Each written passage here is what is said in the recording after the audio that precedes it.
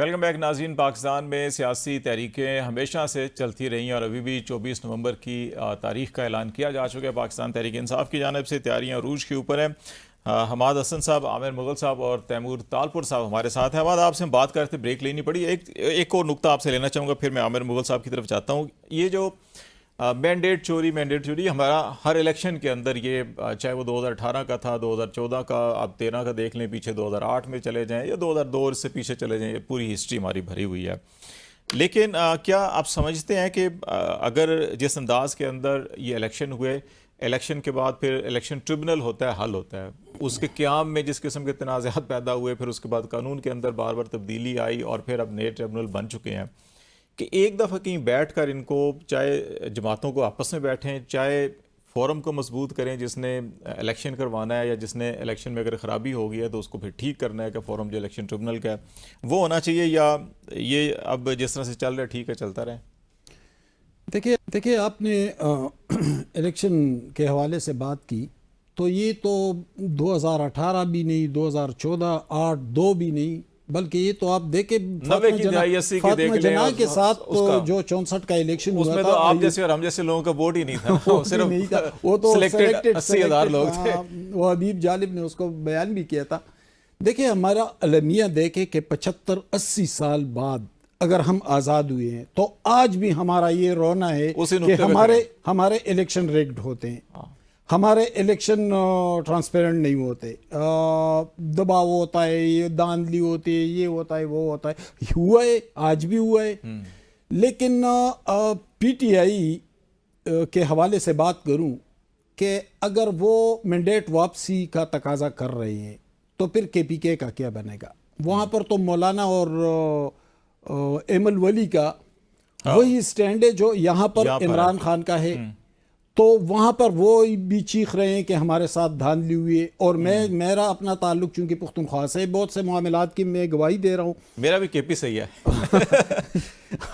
उस बदकिस्मत सूबे से हमारा ताल्लुक है। अच्छा, ये एक इकाई पर हम बात नहीं कर सकते, हमें पूरे सिस्टम पर, पूरे निज़ाम पर बात करना होगा। लेकिन निज़ाम पर सर हम कैसे बात करें? मैं और आप तो साफ़ी हैं, हम तो एक नुक्ता नज़र देंगे, एक आइडिया देंगे।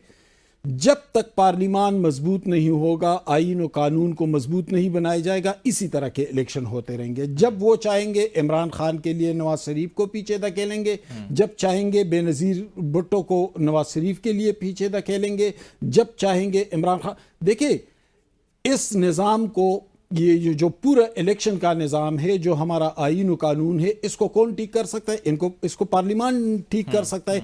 लेकिन पार्लिमान में सियासी जमातों की नुमाइंदगी मौजूद हो और वो अपनी जिम्मेदारी का एहसास कर सके। यही तो हमारा रोना है कि इमरान खान पॉलिटिकल डायलॉग के लिए आगे नहीं कर रहा।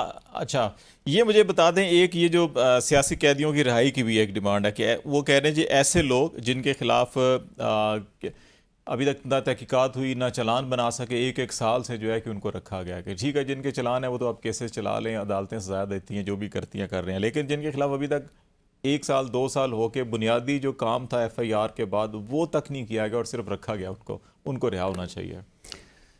यकीनन सियासी वर्करों को, सियासी लीडरों को, पॉलिटिकल लीडरशिप की गिरफ्तारियों, कैदबंद, सऊबतों, केसेस, मुकदमात, इसके खिलाफ तो हमने सहाफ़ती जदोजहद हमेशा की, आज भी उसके खिलाफ है। लेकिन देखे तारीख़ी तनाजुर में देखना होगा मामलात को, हम तारीख़ को फरामोश नहीं कर सकते। जब जस्टिस वकार सेठ ने परवेज़ मुशर्रफ को, जो एक डिक्टेटर थे जिसने आईन और कानून को भी लात मार दी थी, जिसने सब कुछ, वो इमरजेंसी भी लगाई थी, अदालत इमरजेंसी, क्या कुछ नहीं हुआ था, जब उसको सज़ा सुनाई तो क्या इमरान खान को वकार सेठ के साथ, अगर उस वक्त वो जस्टिस वकार के सेठ के साथ खुलकर खड़े होते, तमाम सियासी क़यादत उनकी पुश्त पर खड़ी होती, तो आज ये सूरत हाल का सामना न करना पड़ता। आज इमरान खान इस सूरत हाल का शिकार न हो। आमिर मुगल साहब, 2-3 नुकात हैं, फिर आगे हम बात को बढ़ाएंगे। तो यकीनी तौर पर आपने सुना होगा हमाद साहब को भी, तालपुर साहब को भी, कि केपी के मैंडेट के ऊपर भी फिर सवालिया निशान होगा जब आप मैंडेट की बहाली की बात करते हैं। तो इस हवाले से भी कुछ थोड़ा सा बता दीजिएगा फिर हम ये देखते हैं कि आपकी पार्टी के अंदर बड़े इख्तलाफात की बातें चल रही हैं, और ये है कि शायद आपके बहुत से लोग अभी भी ये समझते हैं कि ये मुनासिब वक्त नहीं है या तहरीक जिस तरह से चलाई जा रही है नहीं है, लेकिन क्योंकि अब इमरान खान ने ऐलान कर दिया तो शायद अब बामुर मजबूरी जो है कि ये करना पड़ेगा। तो ऐसी सूरत हाल में किस हद तक आपको उम्मीद है कि ये आपकी सारी की सारी तहरीक कामयाब होगी? खालिद भाई, मैंने अभी कुछ बातें तैमूर ताजपुर साहब की सुनी और कुछ ये जो तजिया निगार है, मुझे इनका नाम नहीं पता, हमाद हसन साहब। हमाद हसन साहब। देखें जी, तैमूर ताजपुर साहब ने कहा जी कि तहरीक इंसाफ जो है ये फौज के दौर पे या एस्टेब्लिशमेंट के दौर पे आई थी।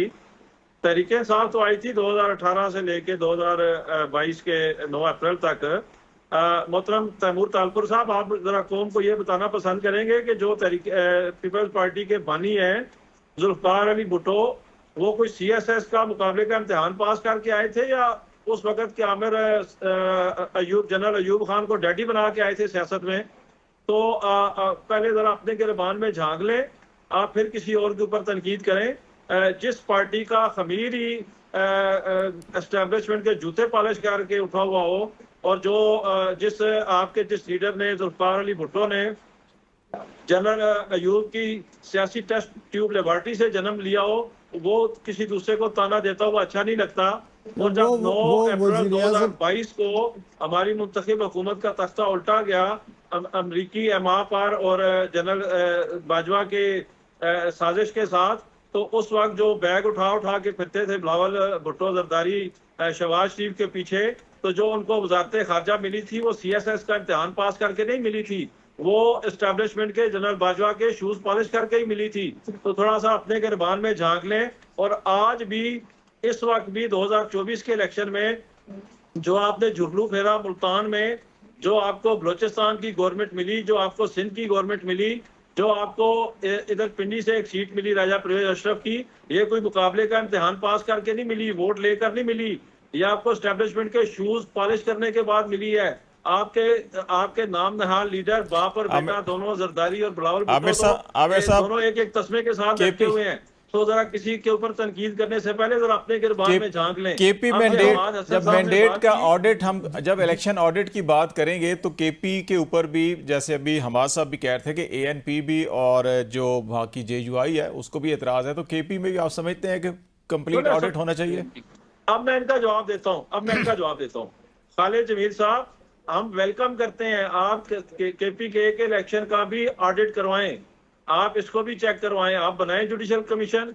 ये दोनों पार्टियां जो हैं, नून लीग और पीपल्स पार्टी और ANP भी जो है वो गैर अलानिया तौर पे इनके साथ है। एक खैरात में सीट मिली, इसको शूज पॉलिश करके जाके बलोचिस्तान से सेनेट की सीट मिली। भाई हर किसी को अगर जूते पॉलिश करके मिली है तो फिर पुख्तनख्वा आपको कैसे मिला है? फिर 2018 में आपको कैसे मिला था? आपको बिल्कुल भी डिस्टर्ब नहीं किया। आप थोड़े हौसले से मेरी बातें सुन ले, मैंने आपकी बातें सुनी है। सर सुन रहा हूँ। आप जैसे तजिया निगार हुए तो इंशाल्लाह पाकिस्तान जो है ना, वो उसका मुस्तकबिल बड़ा ताबराक है। मुगल साहब इलेक्शन ऑडिट पे जैसे लोग सियासत में रहेंगे, फिर जो हकीकत बोलेगा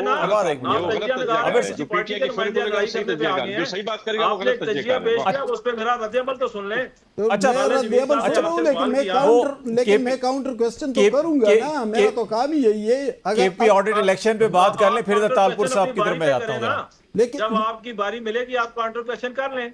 अच्छा, खालिद जमीर साहब ने जब आपसे सवाल किया कि तहरीक इंसाफ का यह मौकफ है कि 26वीं आईनी तरमीम जो है वो मेंबरान को अगवा करके और सीनेटर्स को अगवा करके मंजूर करवाएगी, तो आपने क्या खूबसूरत जस्टिफिकेशन उसकी दी कि हमेशा से ऐसे ही होता आ रहा है।